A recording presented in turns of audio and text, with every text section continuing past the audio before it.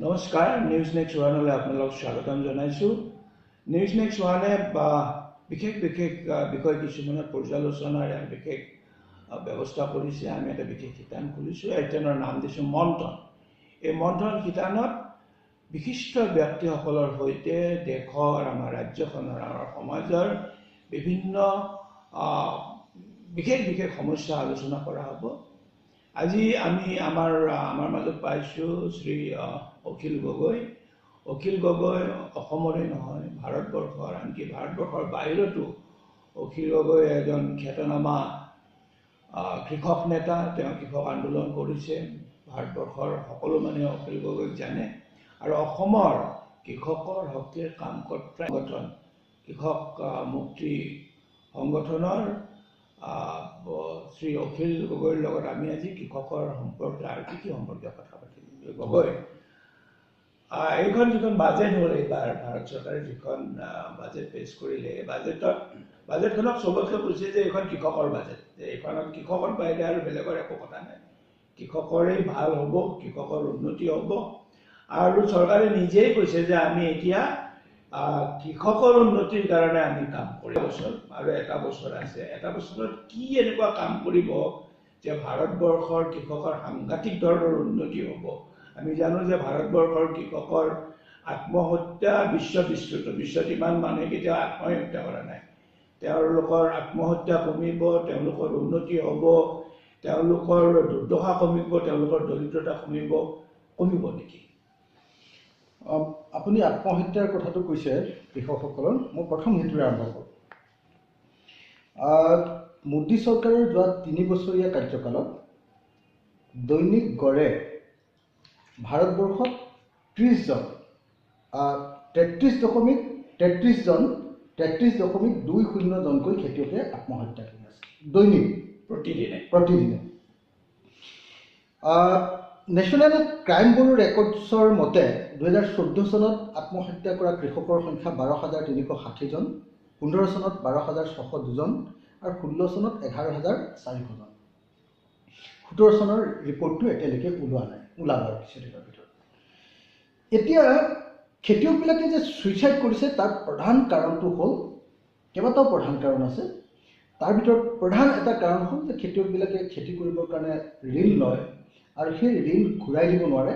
কাৰণ তেওঁলোকে যেতিয়া খেতিটো কৰে, কেতিয়াবা প্ৰাকৃতিক দুৰ্যোগে মাৰি দিয়ে আৰু কেতিয়াবা উৎপাদন হোৱাৰ পাছতো বস্তুটো বজাৰত আচল দামটো নাপায়। গতিকে দুটা বস্তু, এটা হ'ল কেতিয়াবা বীজ বিভ্ৰাট হয় আৰু বিভিন্ন কথা আছে, খৰাং হয়, কেতিয়াবা বানপানী হয়, এইবিলাকো কথা আছে। এতিয়া প্ৰথম কথাটো হ'ল যে আপোনাৰ এই যে খেতিয়কৰ ঋণ মাফ কৰিব লাগে বুলি ভাৰতবৰ্ষত যোৱা 2 বছৰ ধৰি ব্যাপক আন্দোলন হৈছে। আৰু আমি সকলোৱে জানো যে 2017 বৰ্ষতো ভাৰতবৰ্ষৰ কৃষক আন্দোলনৰ আটাইতকৈ ডাঙৰ বৰ্ষ। মহাৰাষ্ট্ৰতে কওক, উত্তৰ প্ৰদেশতে কওক, মধ্যপ্ৰদেশতে কওক, ব্যাপক ৰূপত খেতিয়কবিলাকে আন্দোলন কৰিছিলে যে আমাৰ ঋণ মাফ দিব লাগে। কিন্তু এইবাৰ বাজেটত ঋণ মাফ দিবৰ কাৰণে 1 টকাও দিয়া নহ'ল। তাৰ বিপৰীতে কিন্তু আমি দেখিবলৈ পালোঁ যে কৰ্পৰেটবিলাকক কিন্তু যিটো কৰ্পৰেট টেক্স আছিলে সেইটো ঋণ মাফ দিছে 5%, 30%ৰ পৰা এতিয়া 25%লৈ অৱনমিত কৰিলে। তাৰ বিপৰীতে আকৌ যদি চাওঁ যে সাধাৰণ জনতাৰ ওপৰত আকৌ আমি দেখিলোঁ যে এডুকেশ্যন বা হেল্থ চেছ এটা বঢ়াই দিলে। আগৰ 3%টো এতিয়া 4% কৰি আমাৰ পৰা টকা নিয়াৰ ব্যৱস্থা কৰিলে। আনহাতে আমাৰ যিটো ইনকাম, সেই ইনকামৰ ওপৰত আগতে যিটো 3% চেছ আছিলে সেইটো এতিয়া 4% কৰি পেলালে। গতিকে এইটো প্ৰথম কথা যে নৰেন্দ্ৰ মোদী চৰকাৰৰ এইবাৰ বাজেটখনত যদিও কৈছে যে কোনোবাই যদিও কৈ আছে যে কৃষকসকলৰ পক্ষত বাজেট, কিন্তু কোনোপধ্যে কৃষকৰ পক্ষত বাজেট নহয়। 1 নম্বৰ। এইটো মই আত্মহত্যাৰ প্ৰশ্নটোৰে মই প্ৰথমতে আপোনাক এই কথাটোৰে ক'লোঁ যে তেওঁলোকে আমাৰ ঋণ মাফৰ কাৰণে কোনো ব্যৱস্থা নকৰিলে। 2 নম্বৰ বস্তুটো হ'ল ছাৰ, সেইটো হ'ল যে খেতি পথাৰৰ যিটো উৎপাদন, সেই উৎপাদনটোৰ ওপৰত আমি স্বামীনাথন কমিশ্যনৰ যিটো ৰিপৰ্ট আছিলে, সেই কমিশ্যনৰ ৰিপৰ্ট অনুসৰি আমি কৈছিলোঁ যে আমাৰ খেতিয়কৰ উৎপাদনৰ ওপৰত 1.5 গুণ আমাক দাম দিব লাগে, আমাৰ খৰচৰ 1.5 গুণ দাম। তেতিয়া সেই কথাটো এইবাৰ আপোনালোকে জানে যে নিৰ্বাচনী প্ৰতিশ্ৰুতি আছিলে বিজেপিৰ, কিন্তু তেওঁলোকে নামানিলে। বৰং উল্টাই কি কৰিলে, যেতিয়া ক্ষমতালৈ আহিলে নিৰ্বাচনৰ আগত কৈছিলে যে আমি এইটো দি দিম, কিন্তু 20 ফেব্ৰুৱাৰী 2015 তাৰিখৰ দিনা উচ্চতম ন্যায়ালয়ৰ ওচৰত এফিডেভিট দি ক'লে যে আমি কোনোপধ্যে স্বামীনাথন কমিটিখন মানিব নোৱাৰোঁ, কোনোপধ্যে আমি 1.5 গুণা দামটো দিব নোৱাৰোঁ। এইবাৰ বাজেটত ক'লে যে নহয় আমি 1.5 গুণা দাম দিম। কিন্তু ইণ্টাৰেষ্টিংলি ছাৰ 1.5 গুণা দাম দিম বুলি ঘোষণা কৰিলে, কিন্তু তাৰ কাৰণে কোনো বাজেটত ধন ধাৰ্য নকৰিলে। বাজেটত ধন থাকিব লাগিব। স্বামীনাথনে সন্তুষ্টি প্ৰকাশ কৰিছে কেলে? না, এইটোতো ছাৰ সন্তুষ্টি প্ৰকাশ কৰিব নোৱাৰে। এইকাৰণে প্ৰেক্টিকেলি কথাটো বুজা নাই কাৰণে হয়তো কোনোবাই সন্তুষ্টি প্ৰকাশ কৰিব পাৰে। তাৰ কাৰণটো হ'ল যে ইয়াৰ আগতেও মোদী চৰকাৰৰ আটাইতকৈ ডাঙৰ প্ৰজেক্টটোৰ নাম আছিলে যে শস্যৰ ফচল বীমা কৰি দিছিলে। ফচল বীমা। এতিয়া ফচল বীমা কৰি দিওঁতেও তেতিয়া কৈছিলে যে নহয় এইটো মানে হেৰি হ'ব। এইবাৰ তেওঁ কৈছে যে নহয় আমি গাঁৱৰ মানুহবিলাকৰ কাৰণে এইবাৰ স্বাস্থ্য ক্ষেত্ৰত 5 লাখ টকা বছৰেকত বীমা কৰিম। খেতিয়কবিলাকৰ কাৰণে, গাঁৱৰ মানুহ, দুখীয়া মানুহৰ কাৰণে, 10 কোটি মানুহৰ কাৰণে কৰিম বুলি কৈছে। কিন্তু ফচল বীমাৰ যিটো আছিলে সেই ফচল বীমাটোৰ পৰা দেখা গ'ল যে মোদী চৰকাৰৰ দিনত ফচল বীমাৰ পৰা খেতিয়কবিলাক উপকৃত নহ'ল। বীমা কোম্পানীবিলাকে 21,500 কোটি টকা 2016-17 বৰ্ষত খেতিয়ক KCC ঋণৰ পৰা কাটি লৈছিলে বা চৰকাৰৰ পৰা কাটি লৈছিলে 21,500 কোটি টকা, আৰু তাৰ বিনিময়ত কিন্তু খেতিয়কবিলাকে তাৰ পৰা পালে কেৱল 714 কোটি টকা। কেৱল 714 কোটি টকা পালে।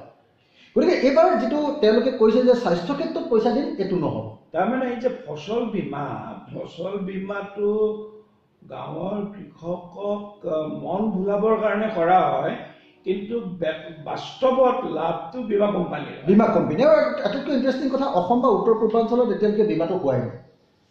বাকী যিবিলাক ৰাজ্যত হৈছিলে তেওঁলোকেও তাৰমানে এইটো হ'ব পাৰে নেকি যে কৃষকৰ যিটো স্বাস্থ্য বীমা এইটো ঘোষণা কৰিছে, যে কৃষকৰ স্বাস্থ্য বীমা ঘোষণা কৰিছে, তেনেহ'লে কৰ্পৰেটক পইচা দিবৰ কাৰণে। আৰু তৃতীয় বস্তুটো হ'ল যে মোদী চৰকাৰৰ এটা ডাঙৰ প্ৰতিশ্ৰুতি আছিলে, ইলেকশ্যনী প্ৰতিশ্ৰুতিৰ পিছত মোদী মুখেৰেও কৈ আছিলে হৰ খেতকো পানী, প্ৰতি ডৰা পথাৰত পানী যোগান দিম বুলি, জলসিঞ্চন দিম বুলি কৈছে। ইণ্টাৰেষ্টিং, যোৱা বাজেটখন যিখন আছিলে, এইবাৰ বাজেটখনৰ মই পোৱাই নাই। ইয়াৰ আগৰ বাজেটখনত এই জলসিঞ্চনৰ কাৰণে কেৱল 45,000 কোটি টকা ধাৰ্য কৰিছে। এইবাৰ তাতকৈ কম কৰিলে। এইবাৰ জলসিঞ্চনৰ কাৰণে 2600 কোটি টকা কৰিছে।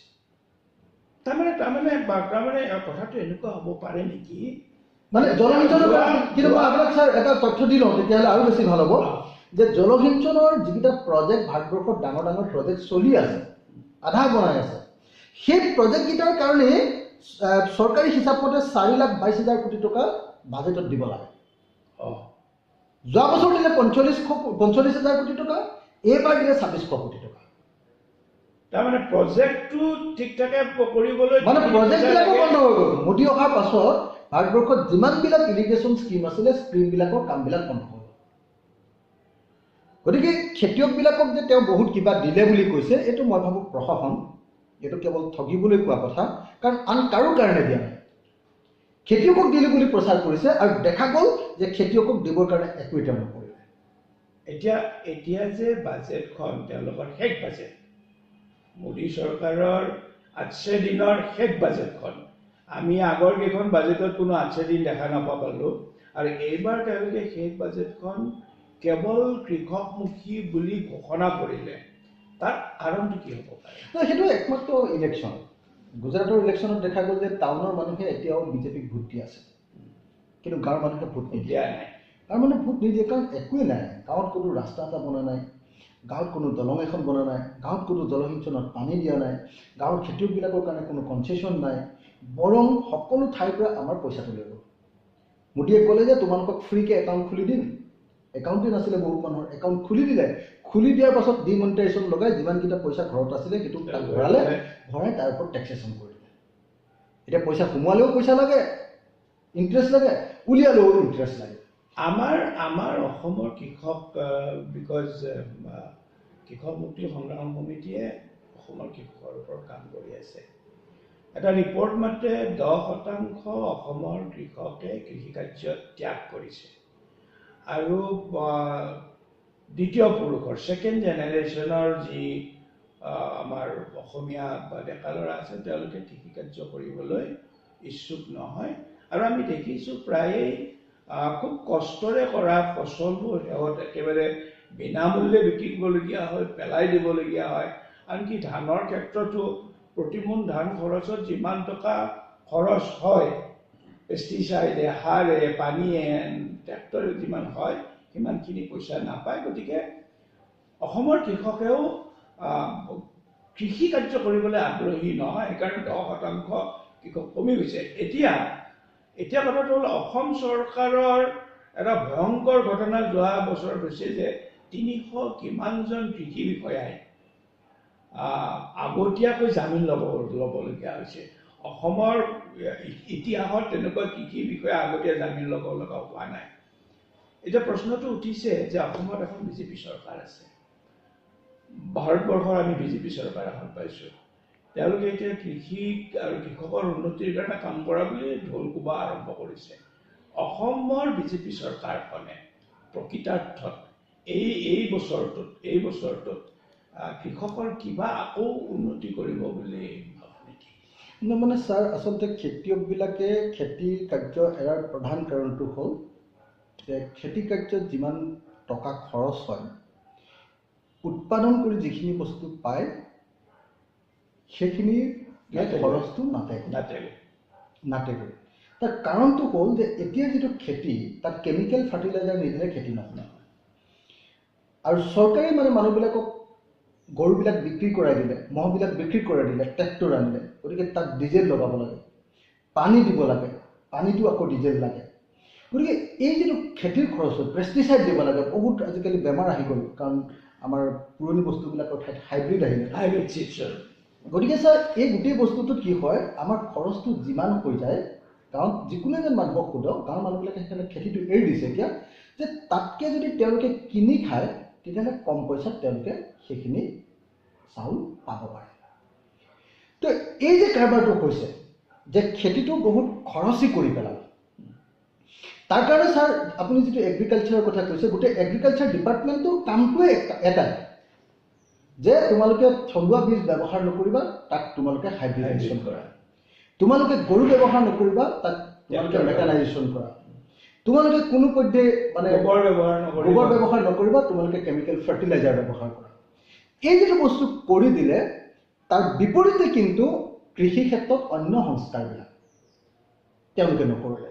যেনেকৈ ধৰক, যদি পথাৰবিলাকত যদি গোটেই সময়খিনিৰ কাৰণে পানী পালেহেঁতেন, তেতিয়াহ'লে 3বাৰ যদি খেতি কৰিলেহেঁতেন, তেতিয়াহ'লে খেতিৰ পৰা উপাৰ্জন হ'লহেঁতেন। কিন্তু এবাৰ খেতি কৰে আৰু তাৰপিছত গোটেই বছৰটো ৰৈ থাকে, আৰু সেই গোটেই বছৰটো ৰৈ থকা এটা খেতিতে বহুত ইনভেষ্টমেণ্ট হৈ যায়। গতিকে এই বস্তুটোৰ পৰা কি হৈছে, এতিয়া প্ৰফিট নোহোৱা হৈ গৈছে খেতিটোৰ পৰা। সেইকাৰণে মই ভাবোঁ যে আজিৰ দিনটোত অসমৰ মধ্যবিত্ত মানুহবিলাকে এতিয়া এটাকৈ খেতি এৰি গৈ আছে মানুহে। সেইকাৰণে এই মুহূৰ্তত যদি খেতিক বচাব লাগে, তেতিয়াহ'লে ফাৰ্ষ্ট যিটো কাম, সেই কামটো হ'ল আমি ৰাউণ্ড দ্য ইয়েৰ খেতি কৰিবৰ কাৰণে, বছৰটোত মিনিমাম 3টা খেতি কৰিবৰ কাৰণে ব্যৱস্থা কৰিব লাগিব। তাৰ কাৰণে এটা আন্দোলন লাগিব, মানুহবিলাকক সাজু কৰিব লাগিব। তাৰ কাৰণে মিনিমাম কথাটো এইটো হ'ল বাৰিষা বৰষুণৰ পানীৰে আমাৰ শালি খেতিটো কৰে। শালি খেতিটো কেতিয়াবা খৰাং হয়েই, বৰষুণ যদি অলপ কমে। বাকীখিনি কৰিব লাগিলে ইৰিগেশ্যন লাগিব। হয়, কিন্তু অসমৰ ইৰিগেশ্যনৰ অৱস্থাটো নহয় ছাৰ, এতিয়া চৰকাৰী হিচাপ মতে অসমৰ ইৰিগেশ্যনে 2.5%ত পানী দিয়ে হিচাপ, কিন্তু ছাৰ আচলতে 1%টো নিদিয়ে। অসমৰ 99% খৰাং হয় অসমত। মই ছাৰ আপোনাক এটাই কথা কৈছোঁ যে অসমত যিটো 1% পথাৰত যদি বা 0.5% পথাৰত যদি পানী যোগান ধৰে এগ্ৰিকালচাৰ ইৰিগেশ্যন ডিপাৰ্টমেণ্টৰ প্ৰজেক্টে, সেই পানীটো বাৰিষা দিনতহে যোগান ধৰে। তেতিয়া আমাক পানী নালাগে।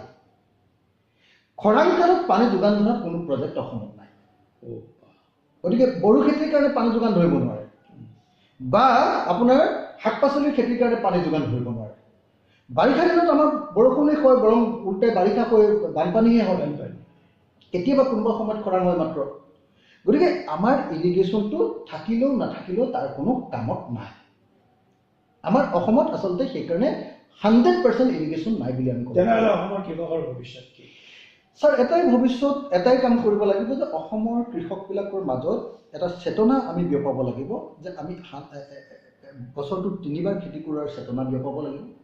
এবাৰ শালি খেতি, এবাৰ বড়ো বা আহু খেতি, এবাৰ শাক পাচলি খেতি বা সৰিয়হৰ খেতি। বছৰত যদি এই 3টা খেতি আমি কৰিলোঁ তেতিয়াহ'লে মই ভাবোঁ যে এজন মানুহে তেতিয়াহ'লে মানে ইনকামটো ট্ৰিপুল হৈ যাব। আৰু এজন মানুহৰ যদি 10 বিঘা মাটি আছে তেওঁৰ মাটিটো 30 বিঘা হৈ যাব। আৰু 30 বিঘা মাটিত যদি খেতি কৰোঁ ছাৰ তেতিয়াহ'লে অসমৰ খেতিয়কবিলাকৰ কাৰণে ভালকৈ চলিব পাৰে। এটা কথা আমি জানিবলৈ পাৰিছোঁ অসমত যে অসমৰ কৃষিভূমি কমি আহিছে। এতিয়াতো ভূমি আইনো সলনি কৰিছে যে ব্যাপক অঞ্চল এতিয়া ইণ্ডাষ্ট্ৰিয়েলাইজড হ'ব। ইয়াৰ আগতেই কৃষিভূমি কমি আহিছে। গতিকে কৃষিভূমি কমাৰ পিছতো কিন্তু অসম চৰকাৰে এই যিটো সাহায্য সামগ্ৰী দিয়ে, ছাবচিডাইজ ৰেটত সাহায্য সামগ্ৰী দিয়ে, ট্ৰেক্টৰ দিয়ে, সাৰ দিয়ে, চিড দিয়ে, ইত্যাদি ইত্যাদিয়ে আমি জনাত কৃষিভূমি কমিছে, কৃষক কমিছে, কিন্তু চৰকাৰৰ এই বাজেটটো বৃদ্ধি হৈছে।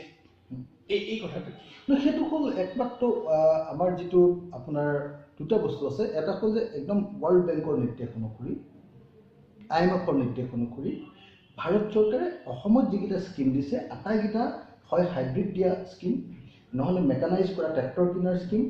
মানে এই গোটেই বস্তুটো হ'ল 2টা বস্তু। এটা হ'ল তেওঁলোকে আমাৰ পৰম্পৰাগত খেতিটো নাইকিয়া কৰি দিব কৈছে, তাক বদলাই দিব কৈছে।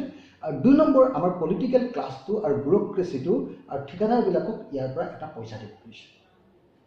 তাৰমানে কৃষি ব্যৱস্থাটোৱে হৈছে কৃষকক মাৰি ঠিকাদাৰ আৰু বেপাৰীক সুবিধা কৰিছে।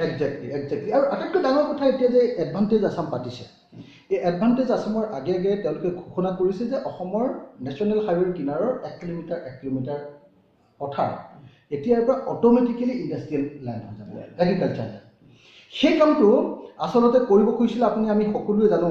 আমাৰ যিখন ফেয়াৰ কম্পেনচেশ্যন এণ্ড ৰিহেবিলিটেশ্যন যিখন এক্ট 2013 সেইখন বদলাই 3টা সংশোধনী, 3-4টামান সংশোধনী আনি 3বাৰ অৰ্ডিনেঞ্চ জাৰি কৰিছিলে ভাৰত চৰকাৰে যে এইখিনি বদলাব লাগে, যে কৃষিভূমিটো আগতে যিবিলাক 80% মানুহৰ পাৰ্মিশ্যন নলগে সেই কৃষিভূমি উদ্যোগ বনাব পাৰে। আৰু লগতে এটা নতুন প্ৰজেক্ট কৈছিলে যে এক্সপ্ৰেছ হাইৱেৰ কাৰণে বা কিবাৰ কাৰণে মাটিবিলাক এতিয়া ফ্ৰীকৈ দিয়া হ'ব। এই যিটো প্ৰপ'জেল আছিলে কেন্দ্ৰীয় চৰকাৰে সেইটো পাছ কৰাব নোৱাৰিলে ৰাজ্যসভাত পাছ নোহোৱাৰ কাৰণে। অধ্যাদেশ 3বাৰ জাৰি কৰিছিলে ৰাষ্ট্ৰপতিয়ে, তাৰপিছত সুপ্ৰিম কোৰ্টে তাৰপিছত মানা কৰি দিলে যে ইমান অধ্যাদেশ জাৰি কৰিব নোৱাৰে। সেই কামটো যিটো সংশোধন আনিবৰ কাৰণে কেন্দ্ৰীয় চৰকাৰে কৰিছিলে সেই কামটোকে এতিয়া অসম চৰকাৰে আমাৰ অসমত প্ৰয়োগ কৰি কৈছে যে আমাৰ নেশ্যনেল হাইৱেৰ কিনাৰৰ মাটিখিনি তোমালোকে এৰি দিব লাগিব। আৰু ছাৰ এটা কথা, নেশ্যনেল হাইৱেৰ ওচৰতো চব গাঁওবোৰ আছে। যদি নেশ্যনেল হাইৱেৰ কিনাৰৰ 1 কিলোমিটাৰ মাটি এৰি দিয়ে তেতিয়াহ'লে অসমীয়া মানুহৰ হাতত আৰু মাটি প্ৰায় নাথাকিবগৈ। পাহাৰলৈ যাব লাগিব, মানে নহ'লে নদীৰ পাৰলৈ যাব লাগিব। মানে কিন্তু তাৰ পাছত কৈ আছে যে আমি অসমীয়া মানুহক এই উদ্যোগীকৰণৰ জৰিয়তে কৰ্মসংস্থাপন দিম, লাখ লাখ মানুহক নিজৰ খেতিৰ পৰা নিজৰ মাটিৰ পৰা বিতাড়িত কৰিব। তেওঁলোকক হয়তো অলপ কম্পেনচেশ্যন দিব, কিন্তু সেই কম্পেনচেশ্যন 6 মাহ, 1 বছৰ, 2 বছৰ থাকিব। তাৰপিছত সেই মানুহবিলাক যিবিলাকে খেতি কৰি ভাত খাই আছিলে সেই মানুহবিলাকে গৈ সেই ইণ্ডাষ্ট্ৰিটোত গৈ শ্ৰমিক হ'ব লাগে। আচ্ছা, এডভান্টেজ আছাম আমি বেছি সময় কথা নাপাতো। এডভান্টেজ আছামত কিন্তু কৃষিকো এটা লক্ষ্য হিচাপে ৰাখিছে। আমি জানিছোঁ যে এডভান্টেজ আছামত চব বণিক গোষ্ঠীবিলাক আহিছে, বিদেশী বণিক আহিছে, দেশী বণিক আছে। চবৰে এটাই কথা যে আমি ইয়াত বাণিজ্য কৰিম। ইয়াত কৃষি কথাটো ৰাখি থৈ দিছে, বিশেষকৈ কৃষি প্ৰযুক্তিৰ কথাটো ৰাখি থৈ দিছে। আৰু কৃষি প্ৰযুক্তি মানে ছাৰ সেইটো আমাৰ ওচৰত এইটো বিক্ৰী কৰিব, মানে যন্ত্ৰ ব্যৱহাৰত বিক্ৰী কৰিব। আমি আমাৰ অসমীয়া খেতিয়কৰ ছাৰ অসমত 28% মানুহ ভূমিহীন, অসমত 32% মানুহ মাটি আছে কিন্তু মাৰ্জিনেল ফাৰ্মাৰ, সেই খাবলৈ নোজোৰে কোনো পধ্যে। অসমৰ 30% মানুহৰ মাটি আছে কিন্তু 10 বিঘাতকৈ 7.5 বিঘাতকৈ কম। গতিকে 10% মানুহে ভালকৈ চলিব পৰাকৈ মাটি আছে। এতিয়া যদি আপুনি ভাবক যে এই গোটেই মানুহবিলাকক যদি আমি কয়, যাৰ মাটিয়ে নাই সেই মানুহবিলাকক যদি কয় যে তোমালোকক আমি আমুকটো কৰি দিম, ট্ৰেক্টৰ লোৱা, তোমালোকে আমুকটো কৰা, তেতিয়াহ'লে মানুহবিলাকৰ উন্নতি নহ'ব। কোনো মানুহেও নাই ছাৰ। প্ৰথম কথাটো হ'ল যে লেণ্ড ৰিফৰ্ম কৰি মানুহক মাটি দিব লাগে, খেতিয়কবিলাকক, থলুৱা মানুহবিলাকক। 2 নম্বৰ কথাটো হ'ল যে লেণ্ড ৰিফৰ্ম কৰাৰ উপৰিও তাত পানী যোগান কৰি দিব লাগে, তেতিয়াহ'লে অসমৰ কৃষি ক্ষেত্ৰৰ বিকাশ হ'ব। তাৰ বাহিৰে বেলেগ কোনো ব্যৱস্থা নাই যিটো ব্যৱস্থাৰে খেতিয়কৰ উন্নতি কৰিব পাৰে, ডাঙৰ উন্নতি কৰিব পাৰে।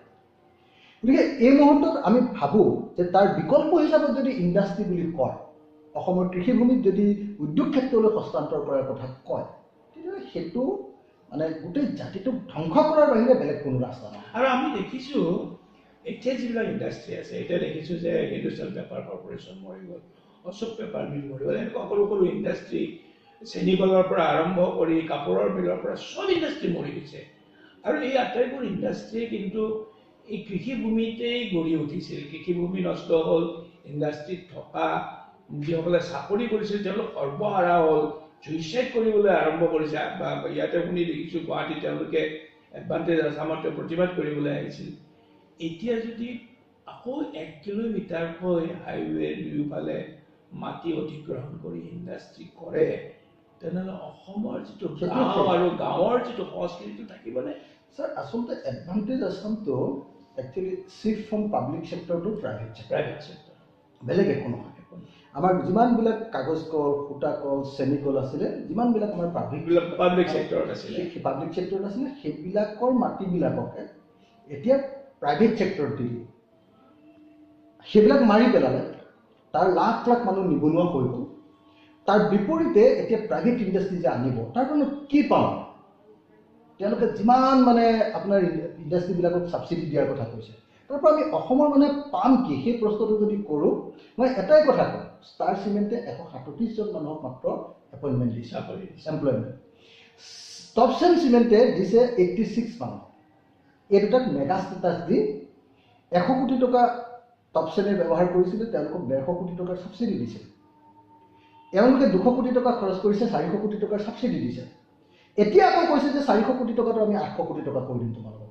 এতিয়া ষ্টাৰ চিমেণ্টতকৈ আকৌ ডাঙৰ কোম্পানী আহি গৈছে। মানে সেই কাৰবাৰটো এতিয়া কৰিব খুজিছে যে আমাৰ পইচাখিনি কৰ্পৰেটৰ হাতত দিব খুজিছে, আৰু আমাৰ টেক্স পেয়াৰবিলাকৰ টকাটো, আৰু সেই টেক্স পেয়াৰৰ টকা দিওঁতে সেই উদ্যোগ মন্ত্ৰী, বিত্তমন্ত্ৰী, মুখ্যমন্ত্ৰী এইবিলাকেও এটা পাৰ্চেণ্টেজ তাৰ পৰা পাব খুজিছে।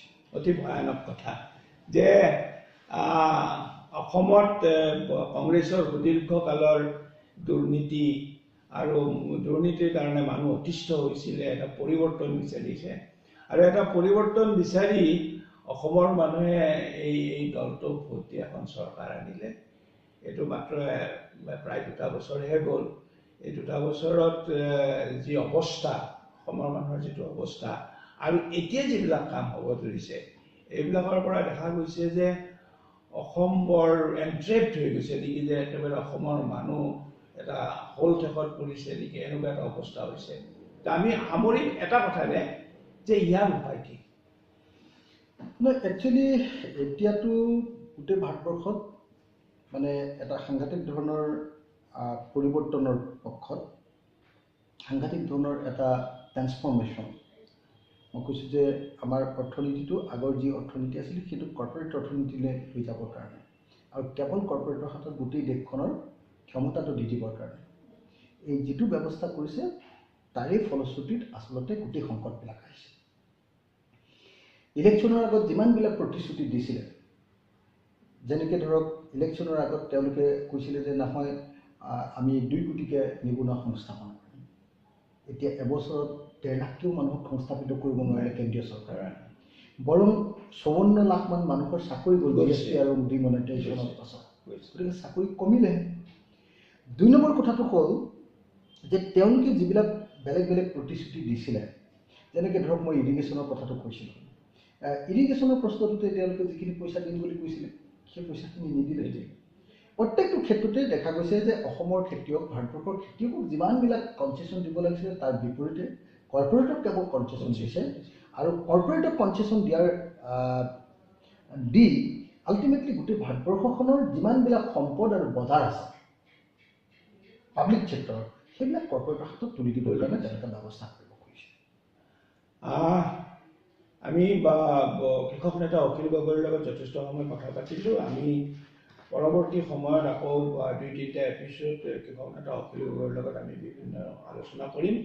আমি এটা কথা আজি প্ৰায় স্পষ্ট হৈ গৈছে যে যদিও বৰ্তমানৰ যিখন বাজেট ভাৰত চৰকাৰৰ যিখন বাজেট সেই বাজেটখন যদিও কোৱা হৈছে যে কৃষকমুখী বা কৃষিমুখী বাজেট, আচলতে এইটো কৃষকমুখীও নহয় কৃষিমুখীও নহয়, বৰং বীমা কোম্পানী বা কৰ্পৰেটক সহায় কৰিবলৈ এইখন বাজেট কৰা হৈছে। আৰু একে সময়তে আমি অসমৰ কথাও আলোচনা কৰিছোঁ যে অসমৰ কৃষকৰ অৱস্থা অত্যন্ত বেয়া আৰু অসমৰ কৃষকৰ এই বাজেটৰ পৰা কোনো প্ৰভাৱ নপৰাটো প্ৰায় খাটাং হৈ গৈছে। আৰু এডভান্টেজ আছাম বুলি যিটো এটা আমাৰ অসম চৰকাৰে যিটো এটা খুব আশাব্যঞ্জক বুলি ৰাইজৰ মাজত কৰি যিটো কাম কৰিছে, আমাৰ ধাৰণা হৈছে যে ইয়াৰ ফলতো অইন মানুহৰ কিবা লোকচান হয় নে নহয় সেইটো বেলেগ কথা, কিন্তু কৃষকৰ লোকচান হোৱাটো প্ৰায় খাটাং। অখিল গগৈ ধন্যবাদ জনাইছোঁ। আৰু ধন্যবাদ জনাইছোঁ এটা কাৰণত যে আমাৰ যিখিনি কথা আজি আলোচনা হ'ল এই কথাবোৰ আমাৰ অসমৰ মানুহে জনা উচিত আৰু মানুহে নিজাকৈ চিন্তা কৰা উচিত যে আমাৰ দেশ আমাৰ সমাজ এতিয়া কোনফালে গৈ আছে। ধন্যবাদ।